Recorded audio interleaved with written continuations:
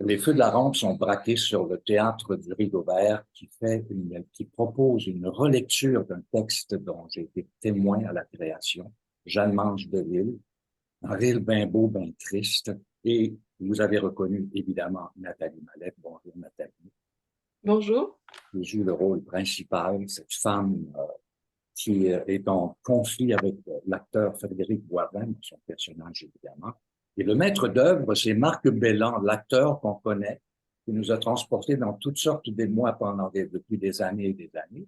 Et j'aimerais d'abord savoir, Marc, pourquoi avoir repris cette pièce-là comme genre 40 quelques années plus tard? Eh bien, j'avais vu comme toi, Winston, la création. Et je me souviens que jeune acteur, ça m'avait donné un choc aussi, probablement d'une autre façon, évidemment, au niveau de la réception, parce que maintenant, bon, j'ai 40 ans plus tard.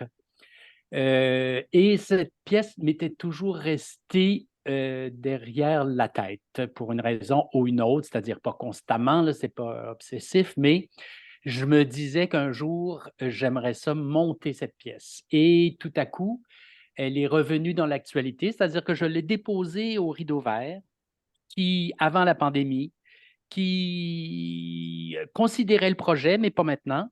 Et tout à coup, je reçois, et moi, de mon côté, j'avais un peu arrêté de vouloir, en fait, et je reçois un coup de téléphone de Céline qui me propose de la monter. Et là, j'appelle tout de suite Nathalie parce que je voulais le faire avec elle. Et Nathalie n'étant pas disponible, on l'a reporté d'une autre saison. Ah, Fait que tout vient à point à qui c'est attendre. Fait que alors, voilà un peu la genèse. Et je ouais. trouvais que, euh, en fait, ça soulevait toutes sortes de questions. C'est pourquoi cette pièce n'a pas été remontée, tandis qu'à l'époque, on qualifiait cette pièce de joyau ou diamant noir de notre dramaturgie. Pourquoi ce silence?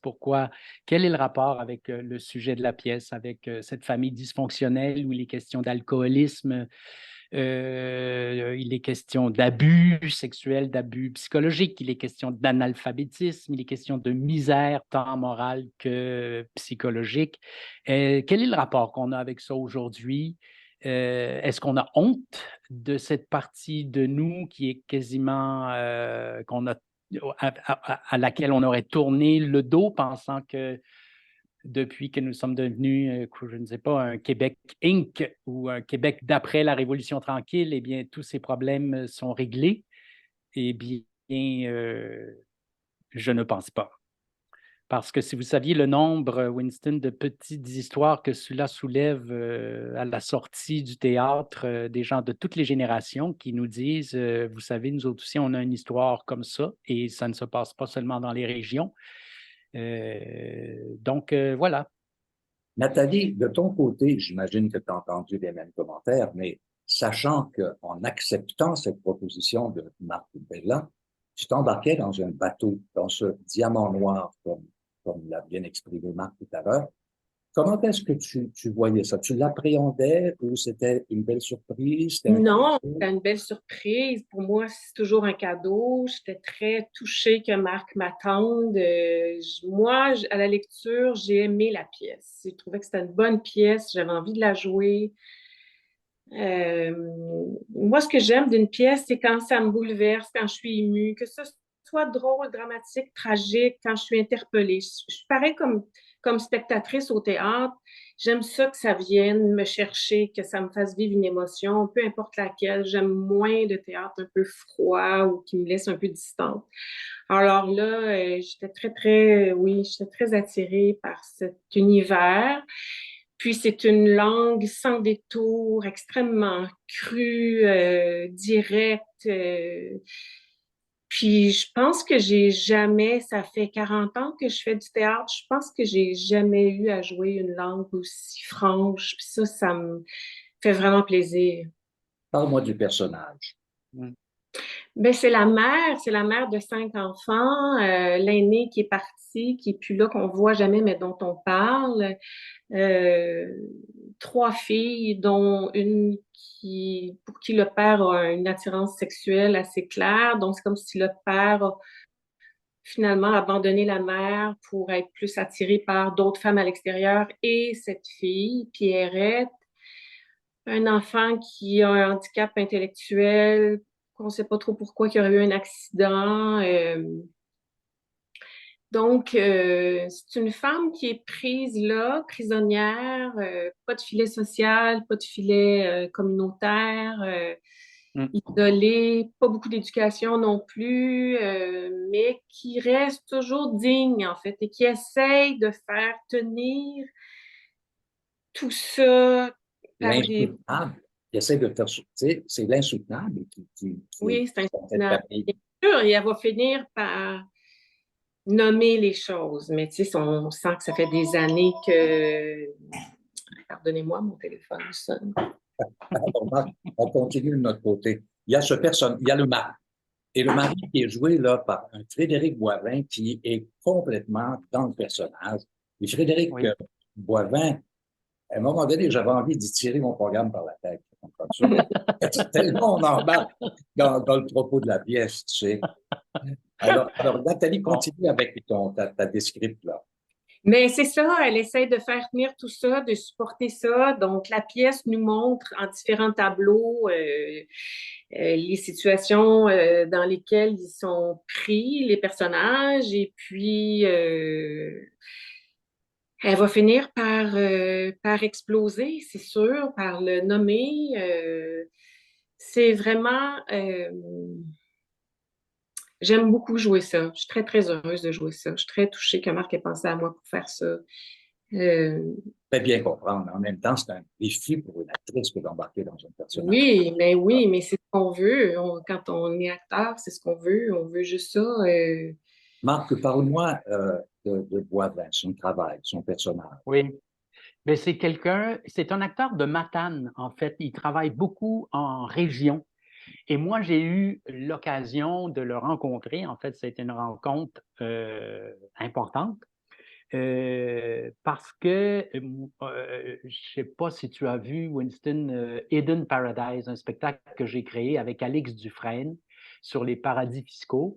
Et moi, à un moment donné, j'ai décidé, tout juste avant la pandémie, d'accrocher mes chaussons parce que pour toutes sortes de raisons personnelles, tant physiques, psychologiques, là, le spectacle allait continuer, mais sans moi. Alors, on cherche quelqu'un pour tenir le rôle. Et Marie-André Goujon de DLD Danse connaissait Frédéric Boivin, qui a dansé pendant 12 ans avec Ça, Daniel Léveillé. Et cet homme-là s'amène et tout. Et puis, bon, je le regarde travailler. Il est, à mon avis, parfait pour Eden Paradise. Et tout à coup, j'apprends qu'il est acteur.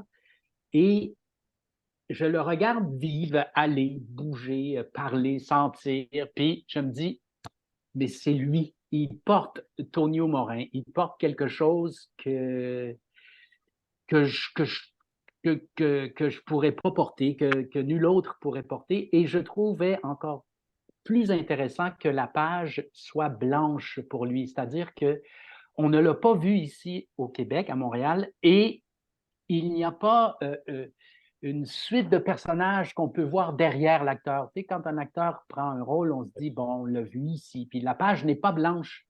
il arrive Et vierge là, à Montréal. oui, il arrive vierge à Montréal, donc je trouve que le personnage est c'est d'autant plus troublant qu'on n'a pas de référence autre que lui, que ce qu'il nous donne à voir dans son travail sur Tonio Morin. Fait que je trouve que Et Tonio se déplace. Hein? Il y a un jeu de l'acteur, c'est-à-dire que la physicalité de son rôle est quand même très impressionnante. Lui, il ne lâche pas du début à la fin. Il va sortir oui, en 38 de scène. Cependant, oui, j'aimerais, avec Nathalie, revenir sur les femmes qui jouent avec toi, les comédiennes. Ève Duranceau, que je trouve formidable dans tout ce qu'elle touche. Il y a évidemment Sarah Laurendeau qui joue là-dedans, Gabrielle Lessard.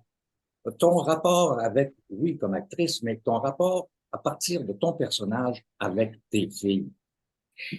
C'est une mère qui est très aimante, là, qui aime beaucoup ses enfants. Bon, puis elle aime beaucoup aussi son garçon. Là. Je pense qu'il y a quelque chose de très, très réconfortant dans cette relation de ce grand garçon qui est handicapé intellectuel, qui est comme encore son bébé. Donc, je pense on dit qu'elle dort avec lui aussi. Donc, elle doit trouver du réconfort avec lui. La seule avec qui ça doit coincer, ça coince un peu plus, c'est avec Pierrette, parce que qui est jouée par la formidable Sarah Laurando, parce que Tonio a une attirance pour elle. Donc, c'est comme une espèce de relation amoureuse avec Pierrette, où par moments, sa colère sort envers Pierrette. Mais je pense que fondamentalement, ça reste son enfant puis qu'elle l'aime, là, tu sais. Donc, c'est un peu ça. Mais Ouais. Marc, de ton côté, il y a un personnage qui est pas facile non plus à interpréter. C'est celui qui a une différence, une différence. Il est hypothéqué Intellectuel. dans la vie. Là, Ouais, tu sais. ouais. Et ouf, tu l'as beaucoup accompagné là-dedans? Euh, oui, dans le Oui, sens où, je ben, dirais, j'avais. Ouais, vas-y, Nathalie. oui, je dirais oui. Je pense que Oui, Marc c'est nous a ça. accompagnés Mais comme. j'avais tellement confiance en Christophe Paillard. Je veux dire, je savais qu'il allait s'abandonner à ça, mais on a cherché ensemble à l'inscrire dans cette espèce d'éponge qu'il devient. C'est-à-dire, il est comme le seul qui, mon Dieu, son modèle, c'est Tonio. C'est-à-dire que Tonio, son père, est quand même déçu de lui, mais très fier de lui. Puis cet homme devient le paratonnerre de Tonio, c'est-à-dire que quand Tonio est absent, quand il s'absente dans ses tournées, dans ses beuveries, il devient le maître de la maison, c'est-à-dire qu'il devient l'ambassadeur de Tonio qui est porteur d'une espèce de violence là, qui devient. Fait c'est tout ce que ce personnage absorbe de l'inconscient ou du conscient de son père, en fait, puis qui se réfugie dans une hypersensibilité, puis un monde d'histoires, de contes. Donc, Je te pose la question pour la bonne et ouais, simple raison que toi, tout au cours de ta carrière, il y a certains rôles que tu as joués qui étaient dans cette oui, pensée-là, dans cette. Oui. oui, oui, oui. Mais moi, je suis convaincu qu'on a tous à l'intérieur de nous un déficient intellectuel en latence qui vit à des degrés divers et qui s'exprime et qui sort ici et là, soit dans l'intimité ou dans la vie sociale. Ça, je suis convaincu de ça. Donc, il s'agit simplement là, d'abord, c'est bien écrit, et alors de suivre la partition, puis c'est ce que je me suis attaché à faire, en fait, d'essayer de trouver en chacun des personnages la blessure au fond, puis qu'est-ce qui fait que comment cette misère les a blessés et comment ils arrivent avec de maigres moyens, comment ils arrivent à être ensemble, à s'exprimer, à exprimer leur souffrance d'une façon inadéquate, mais ils tentent tout de même de le faire chacun à leur façon avec beaucoup de défauts, plein de défauts, mais euh, et pour moi, pour avoir vu quelques familles dysfonctionnelles, c'est-à-dire que j'oubliais jamais que autant ils étaient capables de ne pas communiquer et de s'haïr, autant ils étaient capables d'être attachés ensemble et de s'aimer. Parce que peu importe la qualité du lien, il en demeure pas moins qu'ils sont en lien. Un lien douloureux, souffrant, mais c'est le seul qu'ils ont. Donc, ils le vivent. Ils essaient de se. Pour eux, la vie, c'est un peu ça. C'est un peu comme ça que ça va se passer. Et ils n'ont pas d'outils pour avoir une distance, commencer à réfléchir, à amener ça à la conscience. Ils n'en ont pas. Donc, tout ce qu'il leur reste, c'est tu sais, Le il leur reste quotidien, la pièce. Il leur reste, une époque que l'on croyait révolue, mais ouais. on s'est aperçu, Nathalie, que ça ne l'était pas. avec le nombre de féminicides, avec la violence qui est de plus en plus présente sur les réseaux sociaux, aux nouvelles Ouais. du jour ou dans la presse, ou, bon, on se rend compte que c'est une réalité qui est toujours là. Est-ce qu'on peut, Mm. est-ce qu'on peut se dire que c'est une pièce, on peut pas dire que c'est une pièce qui date. On peut dire que l'écriture a été faite il y a 48 ans, mais que le propos est encore avec nous aujourd'hui. Qu'est-ce que tu en penses? Ça résonne- Oui, ça résonne encore énormément. Moi, j'ai un voisin dernièrement qui me dit, j'aimerais aller, que je connais peu, qui me dit, ah, je voudrais aller vous voir. Et dis-moi, j'ai vécu une histoire un peu de cet ordre-là. Donc, tu sais, très proche de nous, il y a des gens, ça reste toujours assez secret, ces histoires-là, mais oui, ça existe beaucoup, et plus qu'on pense. Étant Oui. donné qu'on est bon, le temps passe, rapidement, j'aimerais savoir comment ça va, toi, Nathalie, avec la gang de Saint-Paulien. Vous continuez à faire la tournée.